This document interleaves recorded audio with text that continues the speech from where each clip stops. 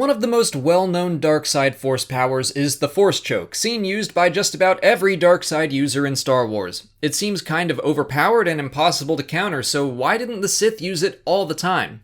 Why even engage a Jedi in a lightsaber duel when you can choke the life out of them from afar? Today I'll be talking about how the Jedi and other Force users defended against such powers. Keep in mind the information I'm about to present is from the Star Wars Legends book Darth Bane Path of Destruction. It's currently Legends, but I would guess that it's still pretty accurate and fits easily within the way the Force works in canon. One of the first lessons Darth Bane learned at the Sith Academy on Korriban was how to build a protective shield around himself in combat to prevent an enemy from using the Force against him. All Sith students were taught how to do this, and it would prevent opponents from using the Force to pull away or turn off their lightsaber, knock them off balance, or choke them. It was the most basic and necessary protection there was. It was taught to become second nature in combat. As soon as blades were drawn, the protective Force shield would go up as well. Not only did the shield protect from attack, but it also obscured intentions in combat. Mentally handling all of this was no easy task and required a heavy amount of concentration, as did all uses of the Force. Bane noted that the unseen mental battle was often the deciding factor of combat, more so than the actual crossing of blades.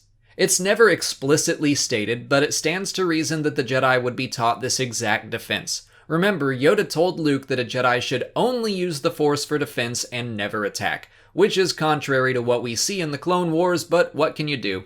I'm sure the Jedi learned a number of defensive techniques, and if the Sith viewed a Force shield as the most basic one, you can be certain the Jedi knew how to do it too. That would be enough to keep a dark side wielding opponent from throwing out Force chokes willy-nilly. But we've seen a number of examples of a Sith or Dark Jedi successfully Force choking a Jedi.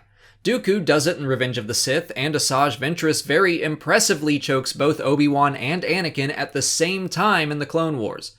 This goes back to the mental aspect of the battle. While throwing up a shield was second nature, holding it there for an extended period of time while using the Force to guess an opponent's next move and attack physically all at the same time is tough. The Force isn't just an on-off switch. It requires constant thought. So shields could go down in the middle of a battle if a Jedi weren't careful. In the case of Asajj against Obi-Wan and Anakin, she was full of fear and rage at the time, and I think it's perfectly plausible she could have straight up overpowered their Force shields at that moment. On the other hand, the new Darth Vader comic has actually shown us the flip side of a Jedi being overpowered by an attack. The Jedi Master Kirik Infala was caught off guard by Vader's Force choke, but quickly and almost easily stopped the attack through his own will.